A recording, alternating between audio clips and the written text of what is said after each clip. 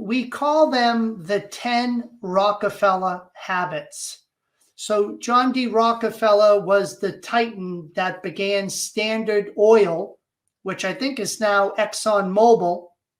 And he had 10 habits that Vern, the author of the book, researched, and he believes were the keys to his success. Welcome to Insights into Success. We're with your host, Paul Dodds. We hope to educate, inspire, and motivate you to achieve your own personal success. We talk to guests from all around the world from a variety of walks of life to hear the realities of their own journey to success. What challenges have they faced? How have they coped with failure? And what have been the keys or will be the keys to their own success? In our Read to Succeed interviews, we talk books that have inspired our guests, and for some, they share their secrets to marketing success.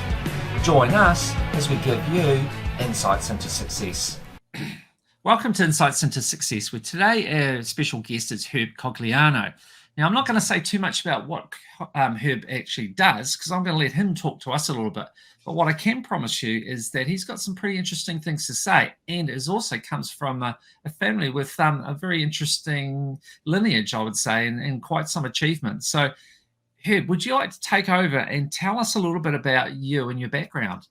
Sure. Thank you, Paul. And pleasure to be here with your listeners as well. And love your background as an entrepreneur and someone who has a thirst for learning and exploring and networking with fellow business owners. I've been an entrepreneur my whole life. I grew up in a family business, second generation. Mother, father started a staffing company helping get people jobs. Grew up in the business, learning each summer, each student break about different functions in the company, sales, operations, marketing, bookkeeping, and really enjoyed watching my mom and dad, the way they treated people, the way people responded to them, and the good work they were doing in the community by helping people get jobs and taking care of their families. Right. So grew up in that business, went to school, came out of school with a business degree, and decided that we could help the business grow to the next level, and spent the next 32 years building and running the company with some amazing people. So through that time, I mean, you got a remarkable insight, I guess, in an early age of how to run a business and all the different elements to running the business from your parents. And then obviously with your university background, you had that foundation as well. So really put you in a great position, I guess, to come back into the business and add value. But tell me, in the early stages, what were the secrets, you think, to your parents' success? What were they doing which really resulted in them achieving what they did? Yeah, I think they had uncovered what their values were as people and as leaders, and they built a company around those very strong values about integrity, about teamwork, about achievement, and innovative thinking. And they got a group of like-minded people related to those values to come together and start to really focus on a really compelling purpose, which was helping get tens of thousands of people jobs for meaningful employment and better quality of life. So looking back, seeing that they were true to who they were, and seeing that their hiring practices helped align with the right type of employees to bring that to life, and then having a very single focus on a compelling purpose to really drive people and give us energy, was one of the most brilliant things they did. And it was amazing now, looking back, seeing it happen are some of the most wonderful memories in my business career. Wow. So just to put this in context, like how big was the business under your parents' management? Like what sort of size had it achieved? Yeah, I think the important part is their growth achievement and then the achievement of the second generation on top of it. We at one point, midway through our journey, had distributed over 1 million paychecks. We had people working in all 50 states of the United States. Later, as my parents were retiring, we expanded the business into all North America. We expanded the service offerings, and we also expanded into additional businesses like education, in addition to staffing and placement. So question I have for you, and I kind of was planning on asking it later, but it's natural to ask it now.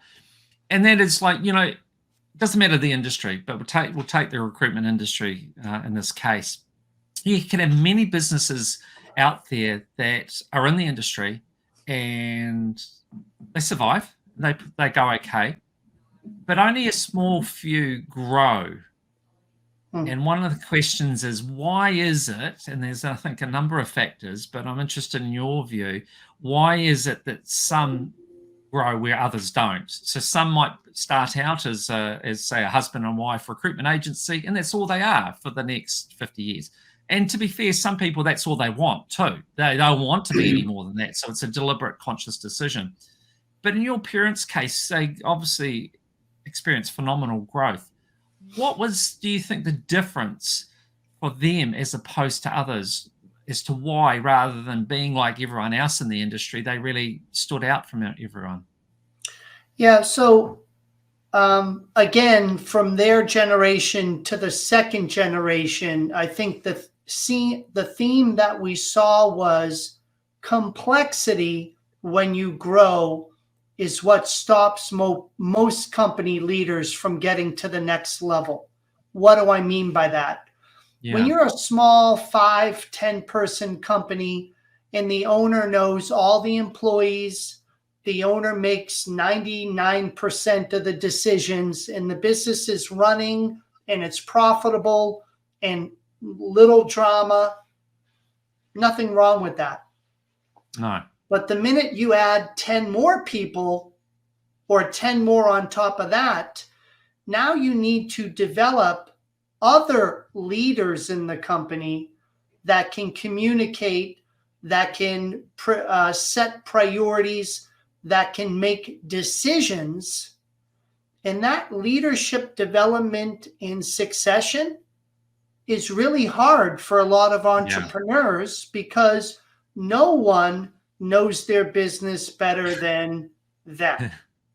Yeah. So you have a tendency to hold really tight. You don't like to see people make mistakes in your company, mistakes that can cost you clients or cost you money. So you have a tendency to say, wait a minute, no, I'm not giving authority. We don't allow mistakes. And that can be good if you want to stay at this level, but it's not good if you're looking to double and get to the next level. So number one is leadership, succession, and development. Number two, as you add more employees, more clients, more products, more locations, more vendors, that complexity can be overwhelming to a leadership team. Absolutely. Absolutely. And the ability to have your org structure where people can communicate and make decisions on a longer chain of command gets complex. You see infighting, you see silos where finance doesn't talk to marketing and marketing no longer talks to sales, and that will hurt your growth. So scalable infrastructure is a barrier. The third one, Paul, is market dynamics. I built a nice company. I make good profit. I'm in a small territory or town or province or county. Yeah. But 5 years, 3 years go by. More competitors are coming in. My pricing is getting commoditized. My expenses in healthcare and taxes and benefits is growing up. And now my profit gets shrunk. and I'm not willing to change. I'm not willing to expand into new markets, new countries. I don't have new products ready to go to market.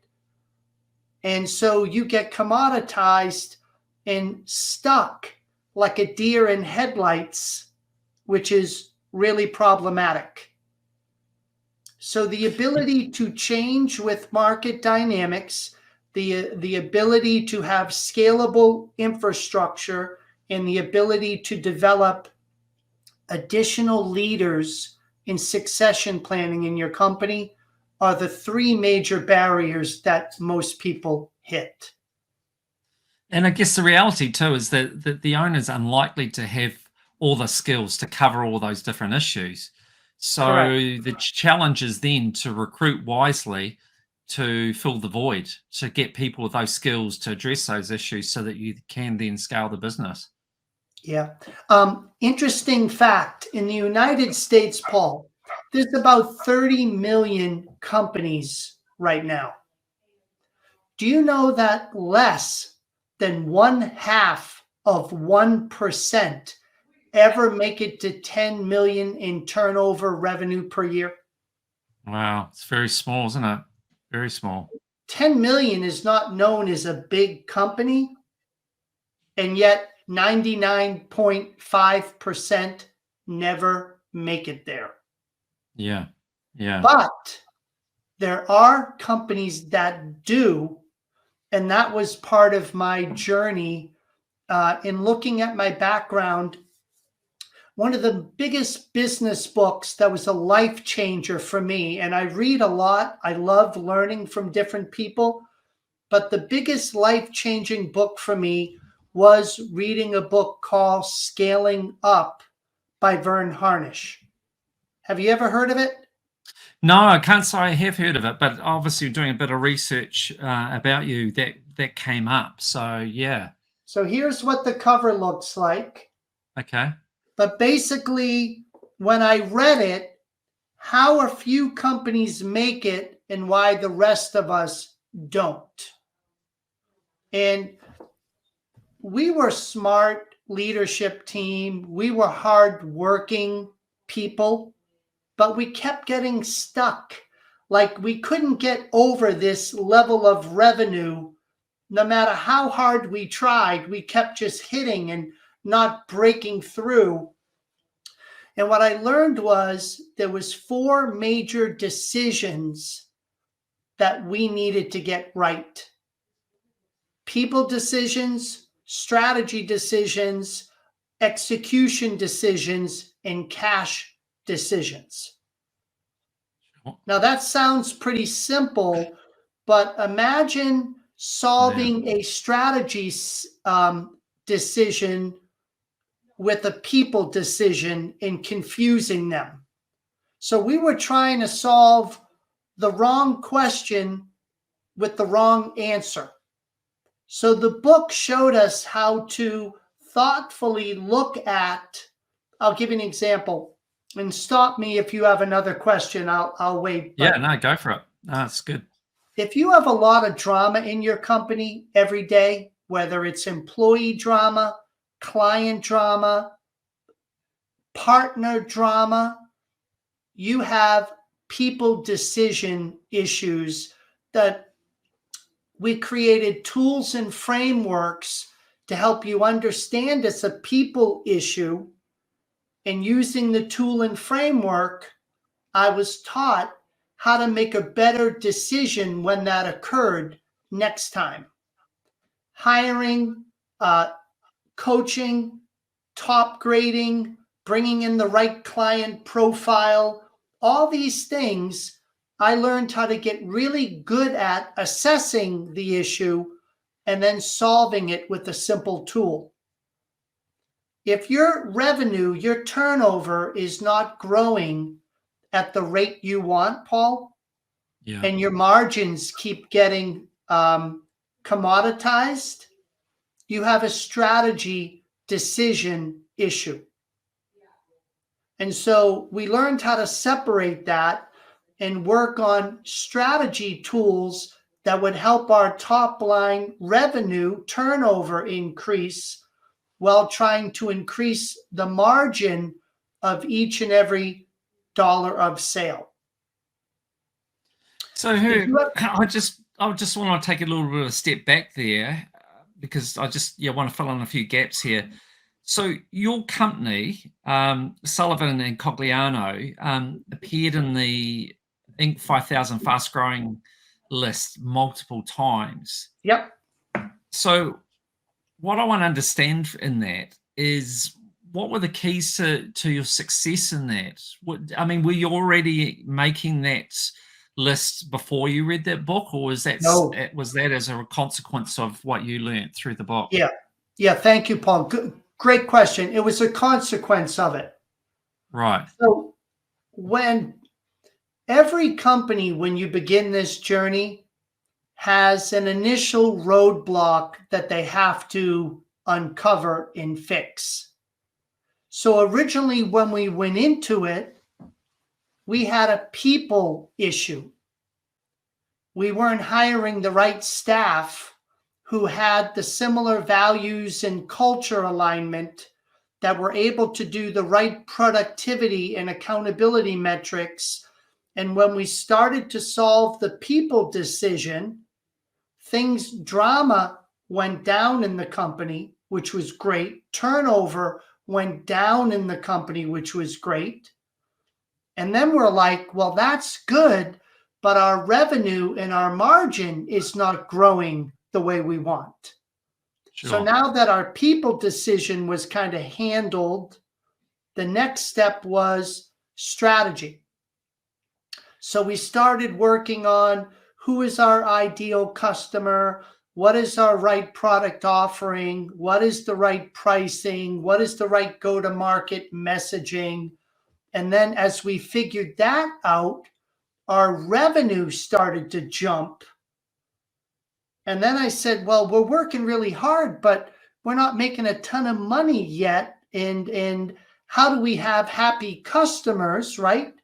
And then we got into execution decisions.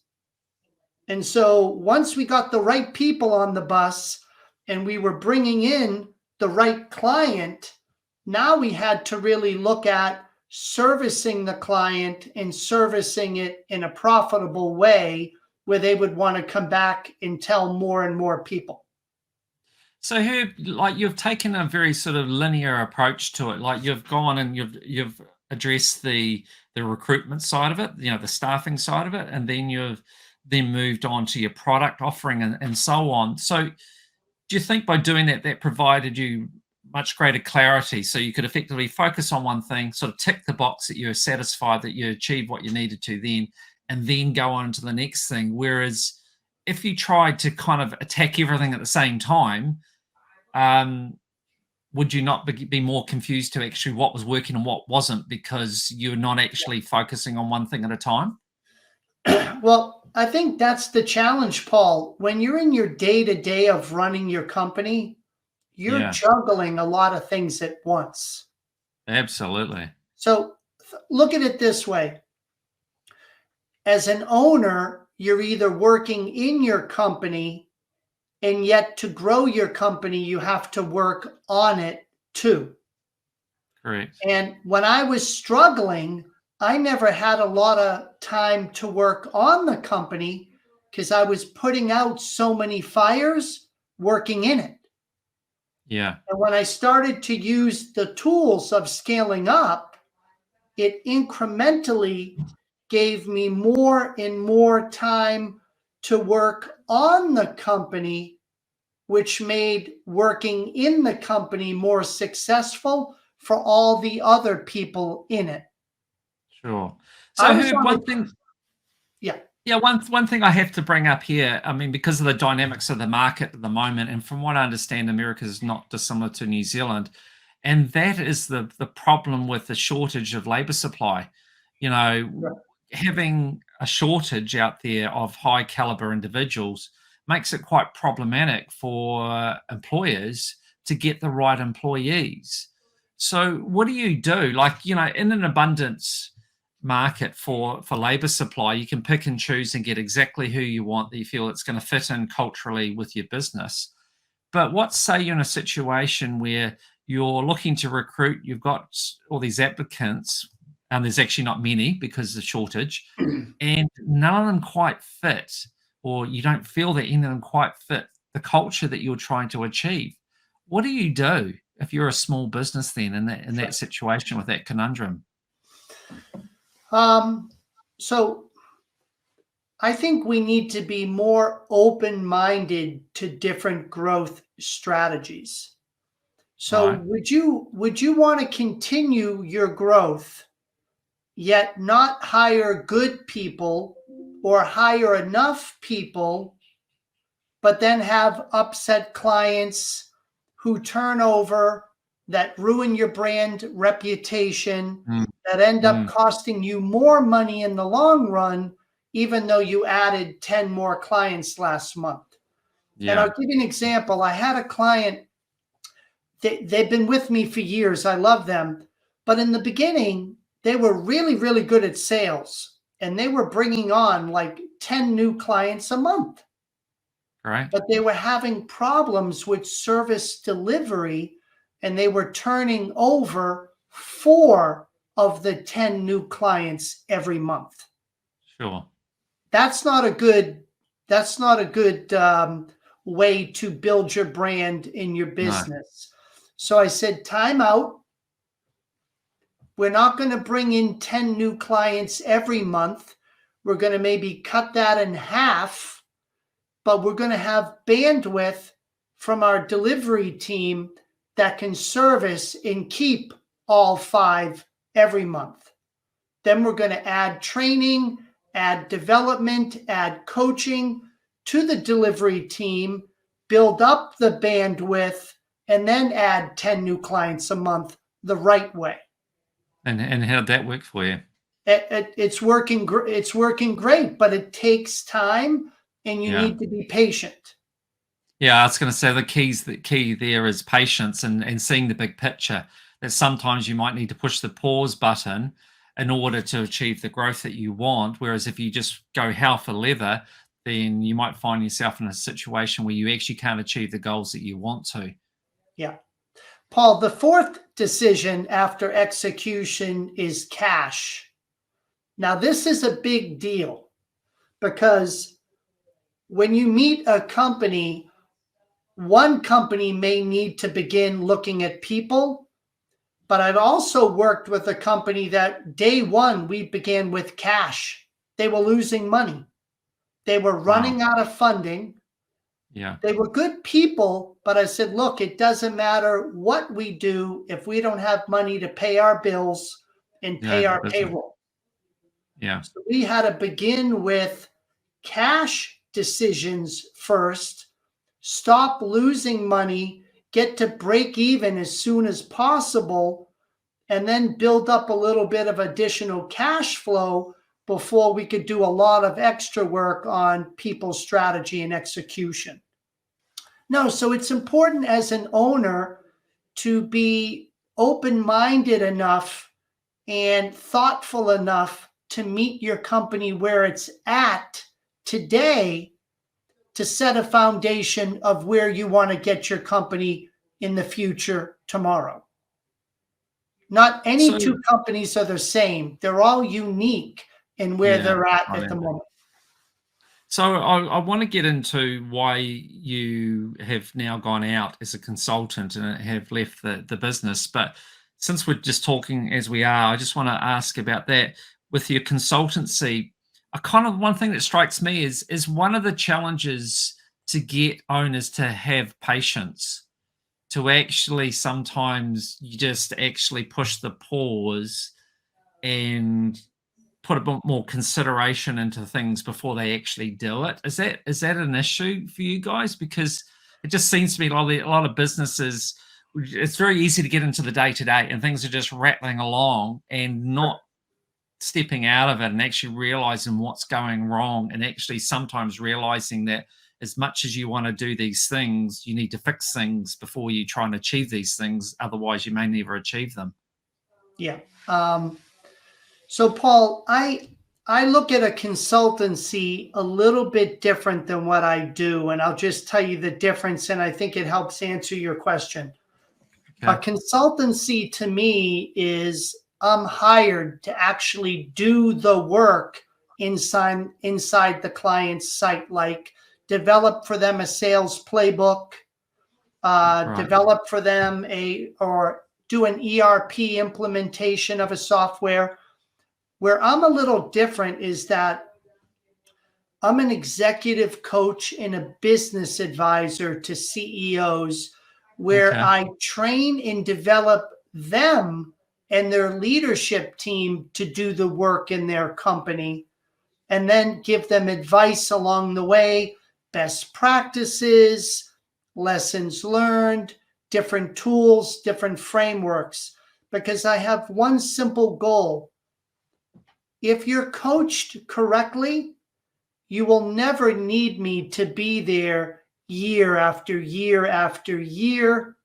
And Yeah. have you ever heard the term, give a man a fish, feed him for the day, teach a man to fish, feed him for a lifetime? Yeah. Yeah. I want to Absolutely. teach CEOs and leadership team how to run their companies better so they can do it on their own and teach others how to do it as well in their company. Yeah, and I Um, guess how I'd describe that is one word I'd use for that, and that's leverage. You're giving them leverage by training them. They can then, and training some of the other people too, they then can impart that on everyone else and create a far greater benefit, as opposed to just going in and sorting a problem, as it were, or doing, performing some function or whatever within a business, which is just going to deal with that. Whereas with what you're doing, you're actually creating leverage, so there's far more long-term benefit from it. yeah. So, question: you're in the family business for a very long time. What happened? Why did you leave? Can you tell us a bit Yeah. about that? Because it must have been a big decision to do that. Yeah, you know what? It was a big decision, but it also was an informed, thoughtful decision. Yeah. My father was up in his 80s. My other partners were all in their 50s. And we just decided that we wanted a different direction for the next stage of our business career. We Yeah. had a 54-year run. Everything was great, and we wanted to leave a great legacy. But we also, as you get older, you have different interests that you want to pursue. And I Yeah. think that was wonderful. So we said, how could we preserve the legacy of the business and still allow the owner partners to pursue different interests that they had, wanted to do during their time together? Yeah. I had, my father was an amazing mentor and coach. I also had a business coach. And when we decided to exit, out of all the things that I could do next, I wanted to be a business coach so I could help other company CEOs and leaders learn from the many mistakes and the many successes that our company had. And I've been in 3 different companies: owner, entrepreneur, startup, turnaround. You have so many different scenarios as an entrepreneur that you face. And I said, I can either start one more company and work with myself, or I could help 20 other leadership teams in a company at the same time. Yeah. And that was very exciting to me. My clients are smart, hardworking people that have this desire to want to improve and be a better leader. They're very selfless, that they care about their people, and they put their people's development as a priority as well. And they're also people that have a bias to take action. And the majority of my clients all are very growth oriented. And their idea of growth is, how do I double my company minimally every 3 to 5 years? Wow. And so Good goal. these people are very entrepreneurial. They have high initiative. But you know what really drove it for me, Paul? You talked about people and how hard it is to find people. Yeah. You know what I learned about A players, good people? If I keep my company the same level and I make a good living, although I could be growing, but if I don't grow much, Herb's going to do okay. A players want a bigger future for them and their family. So if I'm not going to use the company as a vehicle to create bigger futures for me and them, they're not going to stay with me. Yeah, that makes sense. And that really drove me that if I don't scale up, I may lose these wonderful people that have been working for me, and I wouldn't blame them. No, a question like for you in your role, do you vet who you take on as a client at all? I mean, do you get in situations where you feel like, okay, this individual has recruited me, but they're just not listening and they just don't want to take on board what I'm trying to teach them? And if you do, what do you do about it? I'm very fortunate that that's part of our vetting together. I created a list of 9 traits of successful scaling up clients, and I go through the traits with them. Are you open-minded? Have you ever been coached? What is your experience as a coach? Are you open to trying something different? When was the last time you've done something different? How did it work out? Do you invest in your people regularly?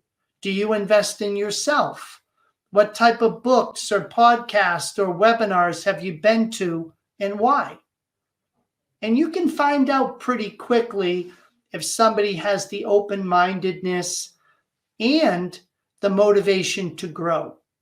Yeah. If you said to me, Herb, my business is 3 million and I'm okay if 3 years from now it stays at 3 million, you may have a great company.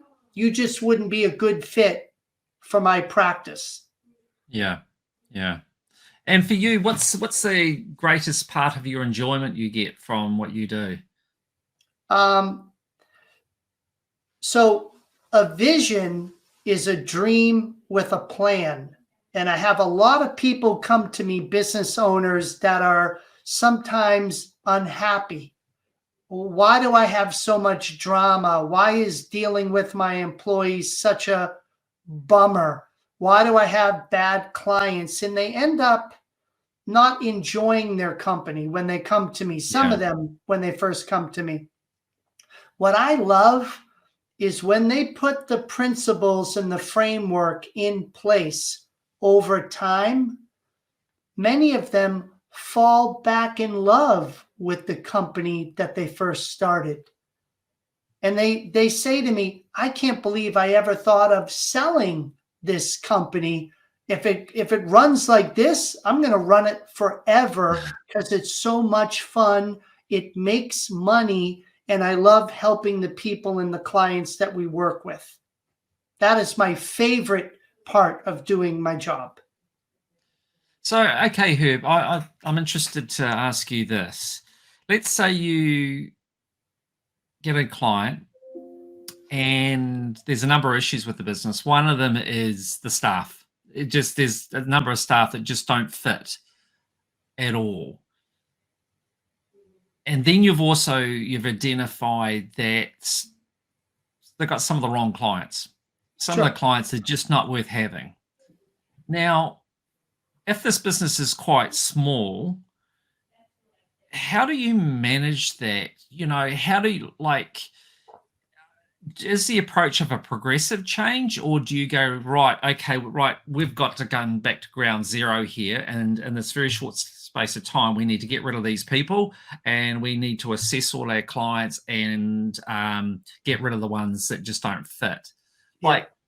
How quickly would you ideally like to do this? Because the thing that worries me is a business, it's great, all these things, but how do you actually implement it? Because the cold hard reality can be that you might have a business owner who may have quite a bit of debt. Yes, they're making money, but they can't afford to drop too much. Otherwise, they might have problems meeting their debt servicing, things like that. Yep. Yep. But they've got some fundamental problems. They've got the wrong staff. They've got some real troublemakers in there that don't fit the culture. And they also have maybe clients that really just aren't profitable clients they need to get rid of. So in that sort of scenario, how would you deal with it? Yeah, I think the simple answer is very thoughtfully. Yeah. I know how hard it is to build my business and the amount of work I put into it. I would never ask a fellow business owner to do anything rash or drastic that didn't make sense. So the only time that I think you have to look at a real heightened sense of urgency is when your business is losing money and bleeding cash. Yeah. When that's not happening, we have more time to be thoughtful and do those progressive steps that will ultimately get you back into the way you want. And think of it as you got to walk, then you jog, then you run, and then you sprint. Yeah. And so we need to understand, what is your company doing today, Paul? Is it walking? Is it jogging? And how do we identify that? Every client has a diagnostic done as part of their onboarding, and it helps us identify where are your current roadblocks: people, strategy, execution, or cash. And by identifying that up front, we work with the leader and the owner to say, here's the gap. Here's where we're going to start one step at a time based upon your diagnostics. So they're aligned with us when we do these changes with them. Right. How long have you been doing this role? So I have been a CEO practitioner of scaling up for over 20 years, working and using it in my companies. And I've been a scaling up certified coach now for over 4 years. So about 25 years of total experience. And I'm very fortunate, Paul. I am the scaling up coach that teaches the master business class for scaling up. And we have about 80,000 companies worldwide that practice and use scaling up. So can you tell me a little bit more about scaling up? So it sounds like it's actually an accredited program that you can do based on that book, is it? Yeah. So if you, you'll see my website there with my name, aspiregrowthadvisors.com. You can check out some information there. You can also look for the book Scaling Up by Vern Harnish.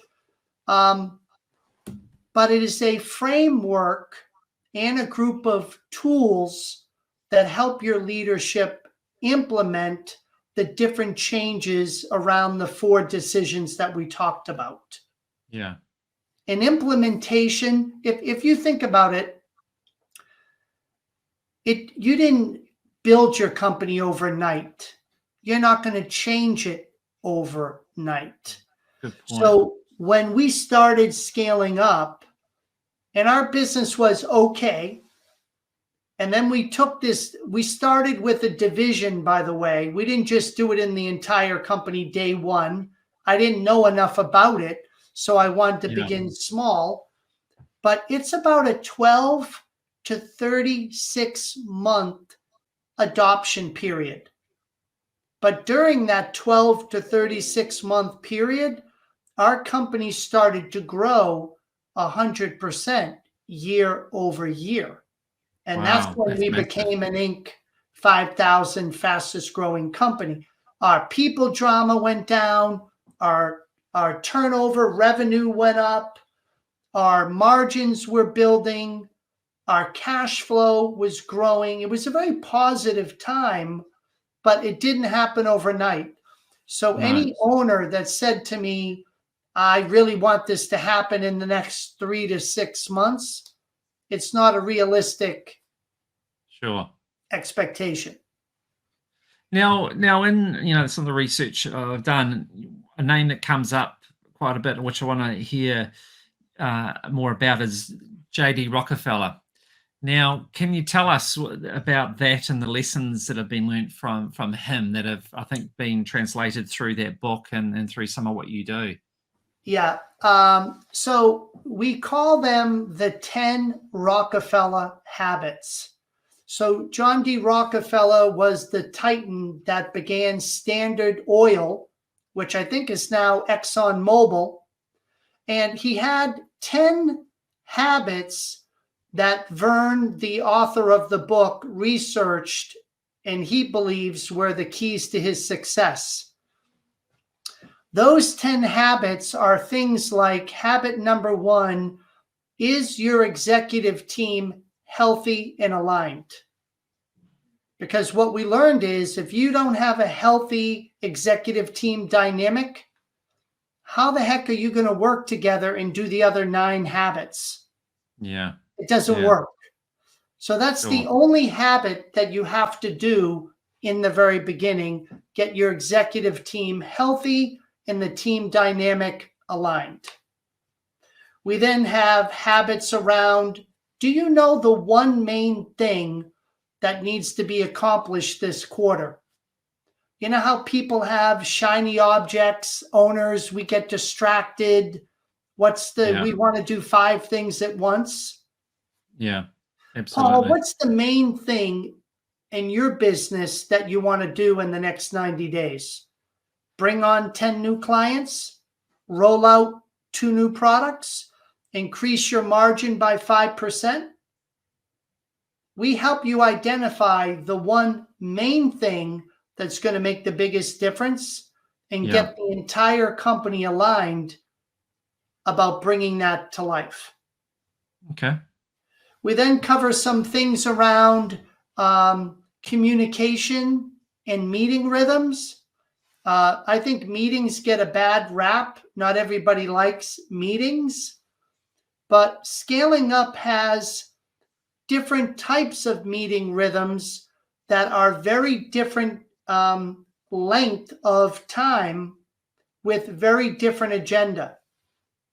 Okay. And because they're different agendas for different reasons, they all help the people communicate, collaborate, and be accountable for the important things that need to get done. Sure.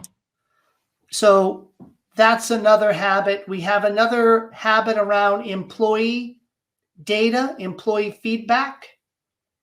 Do you know what is happening to the health and the relationships you have with your employees? Another habit's around customer data. Do you know the health and reputation and the relationship with your customers? Are you gaining market insight consistently? And are you sharing it with the other members of the team? Can all your employees communicate whether or not they had a good day or good week at work?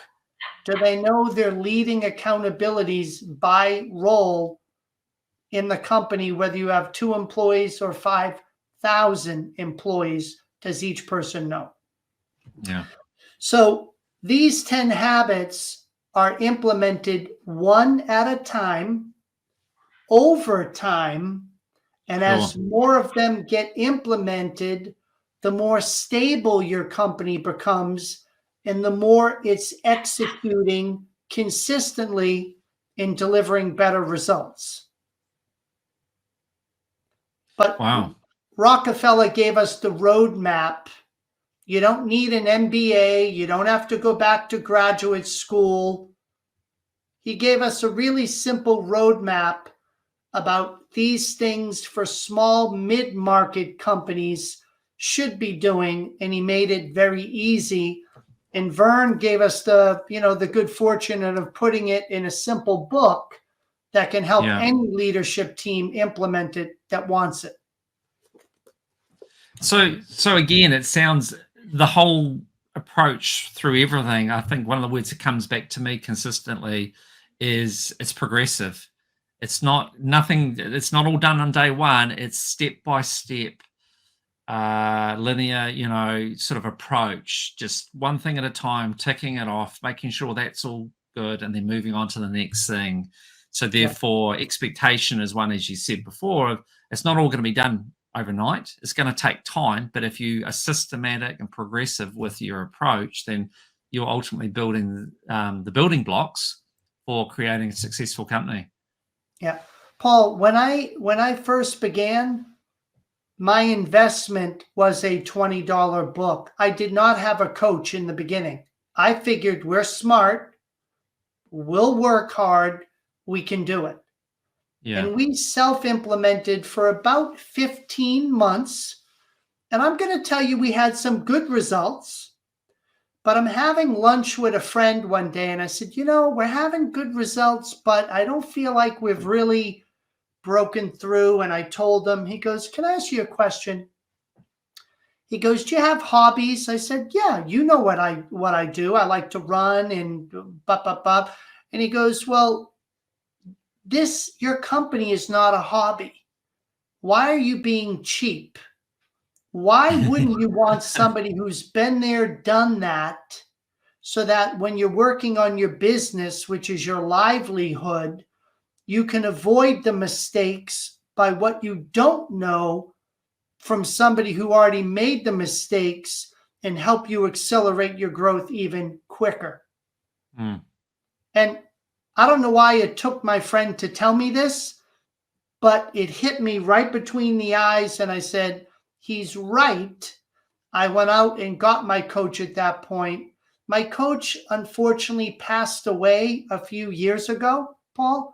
Oh, okay. And I think that was one of the other reasons why I started this business, is because he had such an impression on me, him and my father. I said, you know what? I want to be like them and help other leadership teams avoid the many challenges that we went through to grow. But it sounds like you managed to get yourself a really good coach from day one. I mean, how did that happen? Because I imagine it's easy said than done. It was not day one, though. I think that's the point, Paul. It took 15 months, right, of doing it on my own with a wonderful leadership team. My coach was referred to me. I'm very lucky, Paul. Some people may have to try a few coaches until they find their right one. Yeah, that was what I was meaning. Yeah, no, I'm sorry, Paul. I did not need to. I had a great referral, and I was very fortunate. Yeah. What I was meaning is just in terms of when you make the decision to get a coach, that's great, but then you've got to find the right one that's going to add the value to you that you need. I mean, you could just as easily get a coach and really you feel like they're not teaching you anything you don't know and not adding value. But it sounds like you were lucky enough with your first attempt at getting a coach. You got a good one. Yeah, thank you. And speaking of which, really, I guess is like, if you're a business owner, how do you find, what should you be looking for in a coach in order to get the right coach? So for me, there's a lot of types of coaches you can pick. Yeah. If you don't want to learn about scaling up and you're not interested in either looking at the book or taking a class or learning about the framework, I would never be a good fit. Yeah.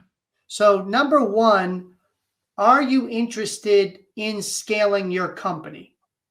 Do you want to have 3 to 5 year doubling of your company's growth? Not everybody wants that.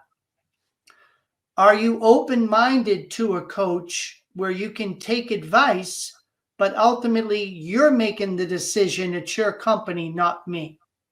Yeah. And that third party perspective, it gets lonely. I don't know if you feel this, Paul, but when you run your own company, it's lonely at the top. You feel like you don't have a lot of people to turn to. And so a coach who you can trust, who's looking out for your best interest, but is not afraid to tell you something different than what you think. Yeah. It's a really important relationship. And so I think you have to look at what is the framework that you want to build your company on. Sure. What is the personality, years of experience, temperament of the coach? Like a lot of clients will say to me, well, Herb, you worked in a family business for, God, 35 years. We're a family company. You'd be a great fit because you know companies and you know family business. Yeah. So those type of things you want to consider in looking at the right coach and the right fit. Yeah. And definitely, as you said, one of the things is that if you make the decision to do it, you want someone that's going to challenge you and is not just going to endorse everything you're doing. Otherwise, what's the point to it? You've got to grow from it. And to do that, you've got to have someone who's going to have to tell you some hard things at times, and you've got to be open to learning from them. Yes. Yes. So, okay. So just to kind of wrap this up, really, I was just wanting you to sort of give us your opinion on what advice you give someone who's starting out a business. They've got a startup business. What are the sort of things that someone creating a business from scratch should be mindful of that's going to make their ability to scale easier going forward?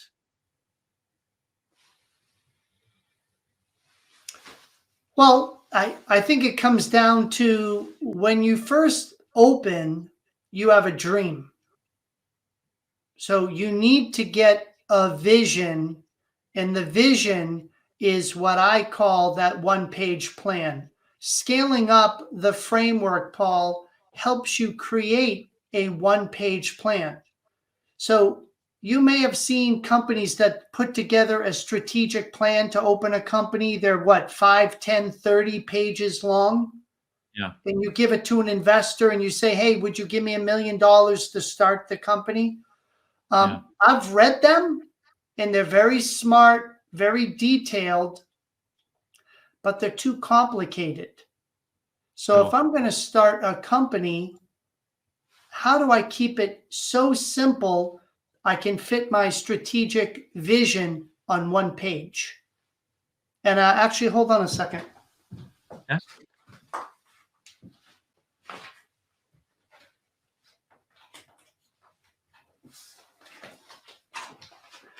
These are all the strategic plans on one page that I updated with my various companies every 90 days. But okay. One page. Yeah. That was our strategic plan. Yeah. So when the market's moving, if I can get my strategic plan, but keep improving it every 90 days, making little tweaks, little revisions as I learn more about the market, then I have a living strategic plan that's evolving as I evolve and the market evolves. And because it's only one page, I can be disciplined enough to do that every 90 days. Yeah. And that was the beauty of this system. I'd never heard of it before. I never did it before. But once I learned, I wouldn't start another company any other way without having a one-page plan. Yeah, and I think by having that simplicity, it means it's not daunting to keep it and keep using it. Whereas if it's like some sort of 30-page document, then it'll probably end up in the drawer, and that's where it will remain. Whereas if you've got something like that that's quite transparent and simple to review, then definitely imagine makes it easier for you.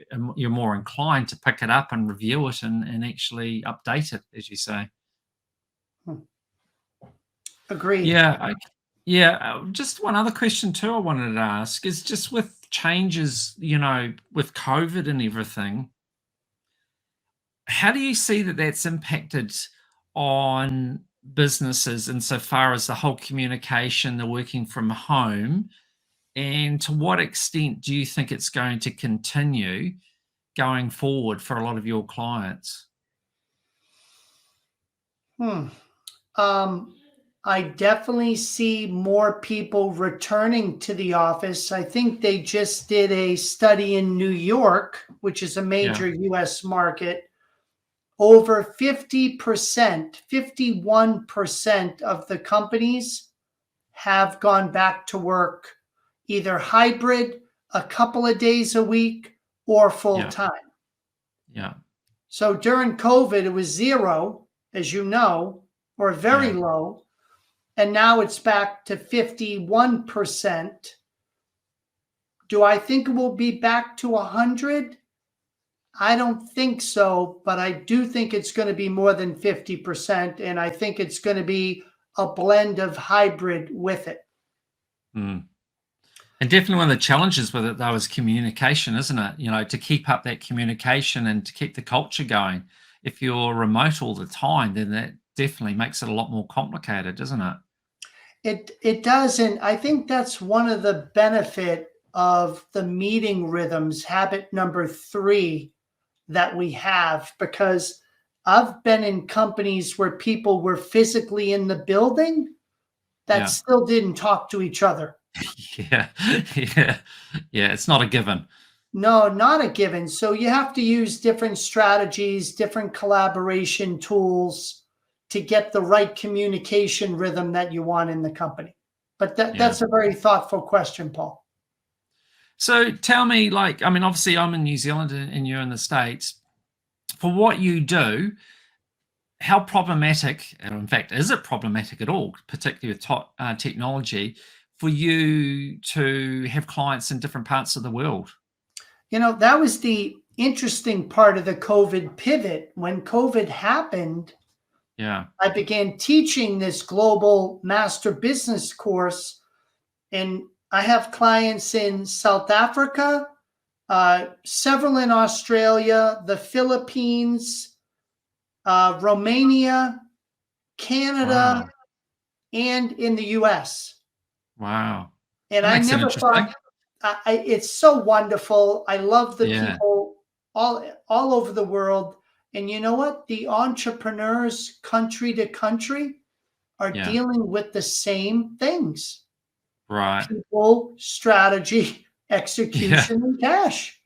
Yeah. And isn't it one of those amazing things with technology and that the way it's advanced that now, for instance, you can be doing that. A few years ago, you wouldn't contemplate it, but now to be in a situation where you could actually have clients around the world, you don't have to jump on a plane to go see them, but you're able to work with them and give you that interest from the diversity of dealing with people from different backgrounds. You are right. So it definitely changed my world. Most of my experience was North America. But for the last 4 years, it's been global, and I wouldn't go back. I wouldn't do it any other way. I love being a global practitioner. Yeah, absolutely. I think it'd make it much more interesting.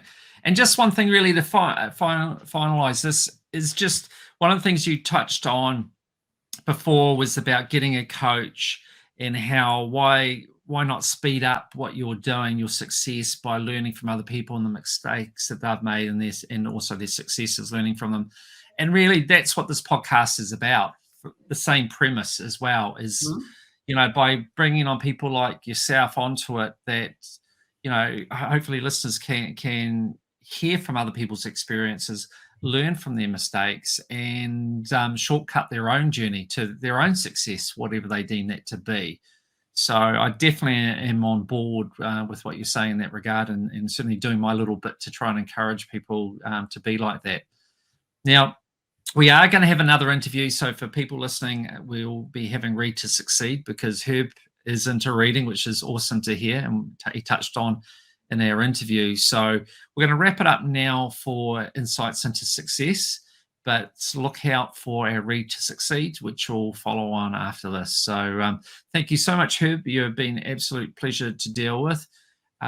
We will be including in the notes contact details for you. You've got your Right. website there as well too. So if people want to get a hold of you, they'll be able to do that. But yeah, it's been really interesting to talk to you, and lots to learn for sure. And I'm definitely, and I'm not just saying this, going to get that book.